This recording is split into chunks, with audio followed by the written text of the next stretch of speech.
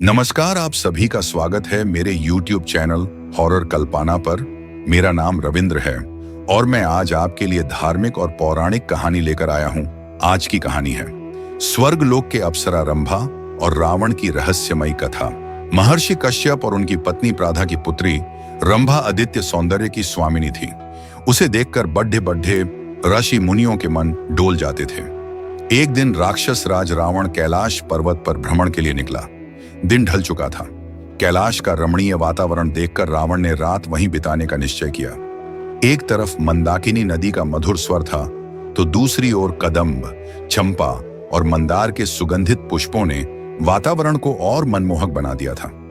कैलाश के आंचल में धनेश्वर कुबेर का महल भी स्थित था। रात्रि में कुबेर के महल से अप्सराओं की मीठी ध्वनि सुनाई दे रही थी। सुगंधित फूलों की महक ने रावण के मन में काम वासना का वेग उत्पन्न कर दिया। सहसा रावण की दृष्टि एक रूपसी पर पड़ी। ऐसे घोर अंधकार में इतनी सुंदर स्त्री, यह कौन है और रात्रि में कहां जा रही है? वह सोचने लगा। उस कन्या के शरीर पर चंदन का लेप था और बालों में कल्पतरु के फूल गूंथे थे। उसका यौवन देखकर रावण संयम खो बैठा।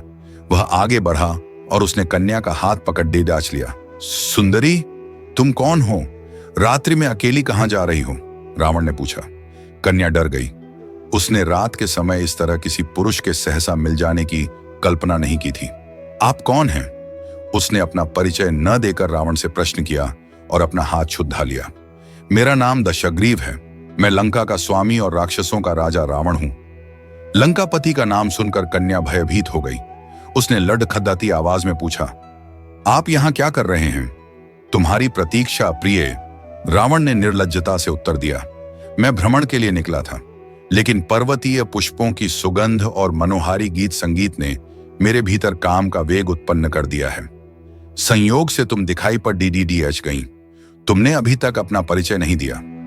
मेरा नाम रंभा है, स्त्री ने कहा। मैं देवलोक की अप्सरा हूं और देवराज इंद्र एवं धनेश्वर कुबेर की सभा में नृत्य करती हूं। रंभा, मैंने तुम्हारा बहुत नाम सुना है। यह मेरा सौभाग्य है कि तुमसे भेंट हो गई। दशानन ने प्रसन्न होकर कहा, तुम अप्सरा और मैं राक्षस राज, तुम्हारा और मेरा अच्छा मेल बनेगा। ऐसा मत कहिए, रंभा ने सहमते हुए कहा। आप मुझसे आयु में बड्ढे और आदरणीय हैं। मेरी आयु पर मत जाओ रंभा, रावण ने ठाका लगाया। इस संसार में बहुत कम लोग हैं जो मेरी तरह काम शास्त्र में निपुण हैं। तुम मेरे साथ बहुत खुश रहोगी। परंतु मैं किसी और से प्रेम करती हूं, रंभा ने सत्य कह दिया। हाँ, रावण ने फिर ठाका लगाया। अप्सराएं कब से प्रेम करने लगीं? प्रेम और निष्ठा सामान्य स्त्रियों का आभूषण है। तुम अप्सरा हो और तुम्हारा काम केवल पुरुषों मनोरंजन करना है। यह सही है कि अप्सराएं मनोरंजन का साधन है, किंतु यह गलत है कि उन्हें किसी से प्रेम नहीं होता। मैं सचमुच किसी से प्रेम करती हूं, रंभा ने स्पष्ट कह दिया। रावण पूरी तरह काम वासना के प्रभाव में था। क्षमा कीजिए, किंतु आप मेरे लिए पिता तुल्य हैं। रावण की अनर्गल बातें सुनकर रंभा ने व्याकुल होकर कहा, आपको मुझसे ऐसी बातें करना शोभा नहीं देता। यह कहकर रंभा मुद्दाकर जाने लगी। ठहरो, पहले मुझे यह बताओ कि तुमने मुझे पिता तुल्य क्यों कहा? क्योंकि मैं आपकी पुत्रवधू के समान हूं, रंभा सकुचाते हुए बोली। पुत्रवधू? तुम मेरी पुत्रवधू कैसे हो सकती हो?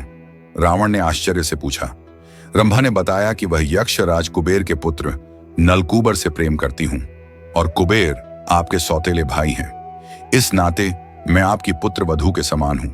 अभी मैं नलकूबर से ही मिलने जा रही हूं, रावण ने चिढ़कर कहा और फिर उसने बलपूर्वक रंभा का हाथ पकड़ लिया। मैं रावण हूं, जिसके समक्ष देवता भी सिर झुकाए खड्डे रहते हैं। फिर भी मैं तुमसे प्रेम की याचना कर रहा हूं और तुम मेरा अपमान करके कुबेर के पुत्र के पास जाना चाहती हो। सुनो रंभा, अप्सरा का न कोई पति होता है और न वह किसी की पत्नी होती है। रावण ने हाथ खींचकर रंभा को जबरदस्ती पर्वत शिला पर लिटा दिया और फिर रंभा के विरोध करने पर भी बलपूर्वक उसके साथ संभोग किया। रावण के भीतर काम का आवेग शांत हो गया तो वह रंभा को छोड़ डाचकर अपने शिविर में लौट गया। उधर रंभा रोती हुई नलकूबर के पास पहुंची। मैं निर्दोष हूं, रंभा ने नलकूबर से कहा।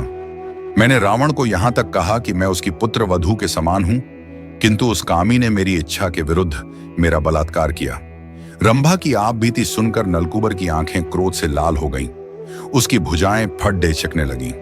वह जानता था कि उसके लिए रावण से लड़ डेचना या उसे परास्त करना तो संभव नहीं था, लेकिन यक्षराज कुबेर का पुत्र होने के नाते नलकूबर इतना भी विवश नहीं था। नलकूबर ने हाथ में जल लिया और विधिपूर्वक आचमन करके कहा, रंभा, उस कामी और धूर्त रावण ने जबरदस्ती तुम्हारे साथ बलात्कार किया है। इस अपराध के लिए मैं रावण को शाप देता हूं कि वह फिर कभी किसी स्त्री के साथ उसकी इच्छा के विरुद्ध संभोग नहीं कर सकेगा। यदि उसने ऐसा किया तो उसके सिर के टुकड़े टुकड़े हो जाएंगे। कहा जाता है कि इसी डर से रावण राम की पत्नी सीता को छूने का साहस नहीं कर सका। रावण ने रंभा के साथ बलपूर्वक संभोग कर लिया था, किंतु उसे जब नलकूबर के शाप का पता चला तो वह बुरी तरह घबरा गया। उस दिन के बाद से रावण ने पर स्त्रियों के साथ बलात्कार करना छोड़ दिया। कहते हैं कि रावण ने सीता को भी 1 वर्ष तक लंका में बंदी बनाकर रखा। वह सीता को डराता रहा, किंतु नलकूबर के शाप के भय से रावण ने सीता को कभी स्पर्श नहीं किया।